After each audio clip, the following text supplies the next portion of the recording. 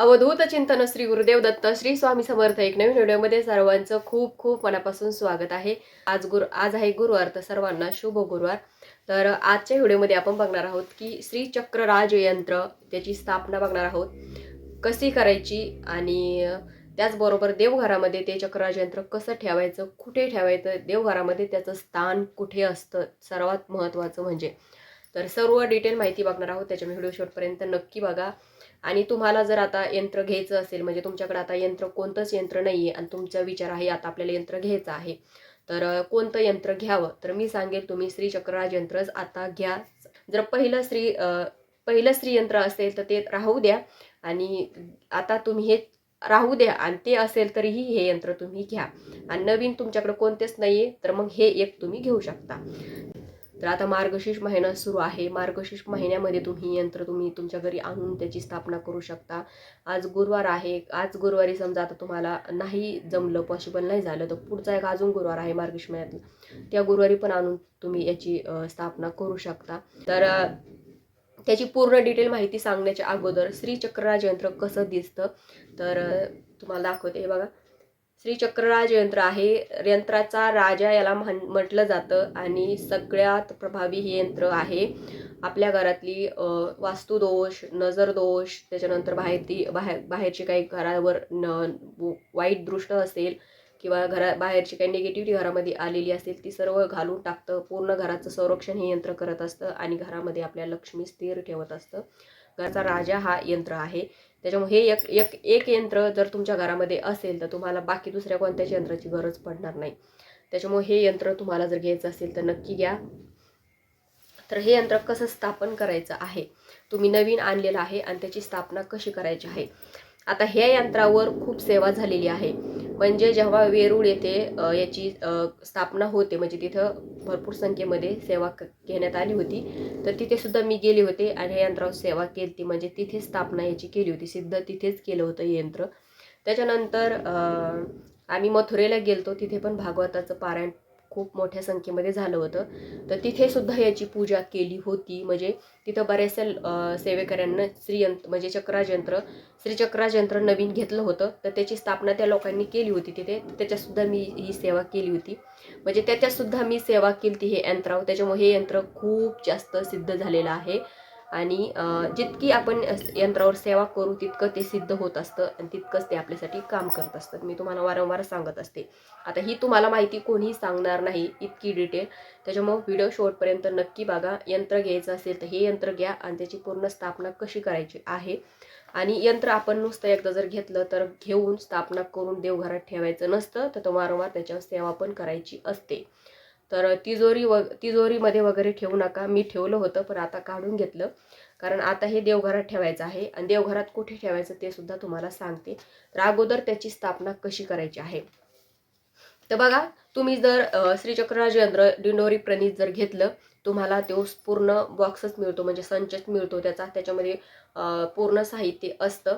तर त्याच्यामध्ये सुद्धा तुम्हाला हे असं एक बुक मिळून जातं, श्रीयंत्र पूजन। तर हे याच्यामधले तुम्हाला जे काही स्तोत्र तुम्हाला म्हणजे व्यवस्थित म्हणता येतं, काय संस्कृतमध्ये काय असतं की जोडशब्द खूप असतात, स्पष्ट उच्चार होत नाही। जे तुम्हाला चांगल्या स्पष्ट उच्चारामध्ये जे तुम्हाला स्तोत्र याच्यातलं कोणतंही म्हणता येईल, अगदी श्री सुक्त जरी म्हणता आलं ना तर श्री सुक्त तुम्ही म्हणा, पण खूप जास्त अवघड याच्यामध्ये जाऊ नका। तुम्हाला वाटेल याच्यातलं सगळंच काही वाचायचं, काही सर्व वाचायची गरज नाहीये। आपल्याला जे व्यवस्थित येतं तिथेच तुम्हाला तेच वाचायचं आहे। तर अशी सामूहिक पद्धतीने जर कुठे सेवा असेल तर तिथे याला घेऊन तिथे जाऊ शकता, सामूहिक पद्धतीने पण त्याला सिद्ध तुम्ही करू शकता। पण तुम्हाला घरच्या घरी सिद्ध करायचं आहे तर अशी पुस्तिका तुम्हाला त्या संचामध्ये मिळेल, आणि याच्यामधलं कोणतंही एखादं स्तोत्र स्पष्ट उच्चारात येत असेल ते म्हणून तुम्ही त्याला सिद्ध करू शकता। तर काय करायचं आहे, तर याला आपल्याला रोज, आता तुम्हाला जर रोज याला पूजा करता आली, म्हणजे श्री महात्रे नमः हा ह्या यंत्राचा सर्वात प्रभावी मंत्र आहे। तर हा मंत्र म्हणून तुम्ही एक माळ रोज याच्यावर एक माळ मंत्र म्हणायचा, म्हणजे अभिषेक करायचा हा मंत्र म्हणून, त्याला स्वच्छ पुसायचं, आणि त्याच्यावर आम्हाला तिथे सांगितलं होतं म्हणून तुम्हाला मी सांगते, याच्यावर कुंकू स्प्रेड करायचं। म्हणजे आपण याच्यावर कुंकू टाकलं ना तर सर्व हे जे काही खाना असतात त्याच्या जे रेघलेलं आहे ते सर्व त्याच्यामध्ये कुंकू ते गेलं पाहिजे असतं. ते स्प्रेड करायचं, हाताने करू शकता तुम्ही. आणि खूप जास्त कुंकू टाकायची गरज नाही, तेवढं स्प्रेड करायचं. जे उरलेलं आहे ते बाहेर काढून घ्यायचं आणि ते आपल्या त्या पाट किंवा चौरंगावरती ठेवायचं. त्याला आसन काहीतरी मस्तपैकी करायचं. बघा, राजा कसे आसनावर बसले असतात तसं आसन त्याला करायचं, कारण हा देवघरामध्ये सर्वात प्रभावी यंत्र आहे. एक माळ आणि त्याच्यानंतर अभिषेक करायचा, स्वच्छ पुसून घ्यायचं, कुंकू स्प्रेड करायचं आणि त्याची रोज पूजा करायची. आणि रोज होत असेल तर एक बेलपत्र त्याला आवर्जून व्हायचं आहे. आता मला तर नाही भेटत, जे जेन्युइन तुम्हाला आहे ते सांगते, भेटत नाहीये म्हणून मी वाहत नाही. पण तुम्हाला जर पॉसिबल असेल, जवळपास झाड असेल बेलाचं, तर रोज न चुकता एक बेल व्हा. फुल वाहिलं किंवा नाही वाहिलं तरी चालतं, पण बेलपत्र आवर्जून एक बेलपत्र ह्या यंत्राला वाहा तुम्ही. तर रोजची अशी त्याची पूजा आहे. आणि जर तुम्हाला चांगल्या प्रसंगी म्हणजे पौर्णिमेला किंवा शुक्रवारी सणावाराला अशी त्याची पूजा करायची असेल तर त्याची पूजा कशी करायची आहे. तर बघा, आता तुम्ही ही जर पूजा, ही जे मी तुम्हाला पूजा सांगते, ही पूजा म्हणजे त्याला सिद्ध करणं, हेच त्याचं सेवा आहे. हीच पूजा करून त्याला तुम्ही नवीन घरात आणतात तेव्हा त्याला सिद्ध पण तुम्ही हीच सेवा करून तुम्ही करू शकता. तर तुम्हाला जर चांगलं स्तोत्र, आता तुम्हाला ललिता स्तोत्र येत असेल चांगल्या स्पष्ट आवाजात, ते म्हणून त्याच्यावर अभिषेक करा. श्री सूक्त 16 वेळेस म्हणून त्याच्यावर अभिषेक करा. ते म्हणलं तरी ते सिद्ध होतं. आणि मंत्र म्हणायला विसरू नका. कोणतंही स्तोत्र म्हणा, पण हा मंत्र म्हणूनच त्याला सिद्ध करा. आणि रोज त्याच्यावर हा मंत्र म्हणून तुम्ही कुंकुमार्चन करू शकता, अभिषेक करू शकता, कारण हे यंत्राचा सगळ्यात प्रभावी तो मंत्र आहे. तर त्याला बघा, त्याची पूजा कशी करायची आहे. पण पौर्णिमेला आपण सत्यनारायणाची पूजा वगैरे करतो. सत्यनारायणाच्या पूजामध्ये याला ठेवा, त्याच्यावर सेवा करा, त्याच्याशी त्याला अभिषेक कुंकुमार्चन सर्व काही करा. तर काय करायचं आहे, ललिता स्तोत्र म्हणून तुम्ही त्याला सिद्ध करा, म्हणजे त्याच्यावर अभिषेक करा. त्याच्यानंतर श्रीसूक्त म्हणून त्याच्यावर कुंकुमार्चन करा. त्याच्यानंतर बघा, आणि श्री म्हात्रे म्हणून त्याच्यावर कुंकुमार्चन करू शकता आणि त्याला सिद्ध करू शकता. आता तुम्हाला सिद्ध करायचं आहे तर 16 वेळेस श्रीसूक्त म्हणून त्याला सिद्ध करा, म्हणजे 16 वेळेस श्रीसूक्त म्हणून त्याच्यावर अभिषेक करा, कुंकुमार्चन करा. आणि तर खूप सोपं आहे, जास्त काही अवघड नाहीये. पण हे यंत्र तुम्हाला घ्यायचं असेल तर हेच यंत्र घ्या. आणि श्री महात्रे नमः तुम्ही अभिषेक करू शकता, किंवा हाच मंत्र म्हणून त्याच्यावर कुंकुमार्चन करू शकता. रोज तुम्हाला सेवा करायची आहे तर हा रोज करा, न चुकता करा. खूप सोपा मंत्र आहे, जास्त वेळ तुम्हाला लागणार नाहीये. आणि हे यंत्र आपण देवघरामध्ये कुठं ठेवायचं आहे, तर आपल्या देव बघा, आता हे यंत्र आहे, यंत्राचा राजा आहे याला म्हटलं जातं. तर याची जी जागा आहे आपल्या घरामध्ये, याची जी जागा आहे ती आपल्या देवघराच्या सर्वात वरच्या पायरीवर त्याची जागा असते. वरच्या म्हणजे पहिल्या पायरीवर त्याची जागा असते. तुमच्याकडे महाराजांचा फोटो असेल, तुम्ही पहिल्या पायरीवर महाराजांचा फोटो मूर्ती ठेवलेली आहे, तर महाराजांच्या उजव्या हाताला हे यंत्र पहिल्या पायरीवर ठेवायचं आहे.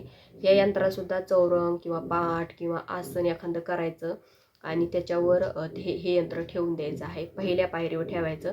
तुमच्याकडे पहिल्या पायरीवर जागा वगैरे नसते तर तुम्ही देवघरावर सुद्धा हे यंत्र ठेवू शकता. देवघरावरती म्हणजे देवघरावरती पण हे यंत्र आपण ठेवू शकतो. म्हणजे ह्या यंत्राला खाली ठेवायचं नाहीये. हे यंत्र म्हणजे वरतीच राहिलं पाहिजे, सर्व देवांच्या वरती ते राहिलं पाहिजे, असं हे यंत्र तुम्हाला ठेवायचं आहे. आता त्याच्यावर कमळगट्ट्याची माळ ठेवायची का नाही, तर हे तुम्हाला बघा. आता यंत्रावर आपण काय करतो, आपल्याला माहिती आहे की देवीला हे कमळाचे फूल जास्त तिला आवडतं, म्हणून आपण कमळगट्ट्याची माळ त्याच्यावर ठेवतो. तर खूप मोठी माळ त्याच्यावर ठेवू नका, जेणेकरून ते पूर्ण झाकून जाईल. काय होतं ना की पूर्ण यंत्र झाकून जर गेलं ना तर मग त्याच्यावर जे काय अष्टलक्ष्मी विराजमान असतात, पूर्ण देवी देवता त्याच्यावर विराजमान असतात, त्याचा जो काही प्रभाव आहे, त्यांची जी काही ऊर्जा आहे ती आपल्याला मिळत नाही. त्या माळीनं पूर्ण ती झाकून जाते. त्याच्यामुळं मग काय होतं ना की मग आपल्याला त्याचं जास्त जे काही प्रभाव आहे ते मिळत नाही. त्याच्यामुळे यंत्रावर छोटीशी माळ ठेवा. आता ही 30-32 मण्यांची माळ आहे. अशी छोटीशी माळ त्याच्यावर ठेवायची, जेणेकरून काय होतं की आपण देवीला कमळ फूल वाहिल्यासारखं पण होतं आणि जास्त यंत्र झाकून पण जात नाही. 108 मण्याची जर ठेवता तर पूर्ण यंत्र ते झाकून जाईल. एवढी ठेवू नका, छोटीशी माळ आणा आणि ती ठेवून द्या. तर आय होप तुम्हाला समजलं असेल. तर आजच्या व्हिडिओमध्ये इतकंच. व्हिडिओ आवडल्यास व्हिडिओ लाईक करा, शेअर करा, चॅनलला सबस्क्राईब करायला विसरू नका. झालेली सेवा श्री स्वामी समर्थ महाराजांच्या चरणी, परमपूज्य गुरु माऊलींच्या चरणी रुजू करते. श्री स्वामी समर्थ.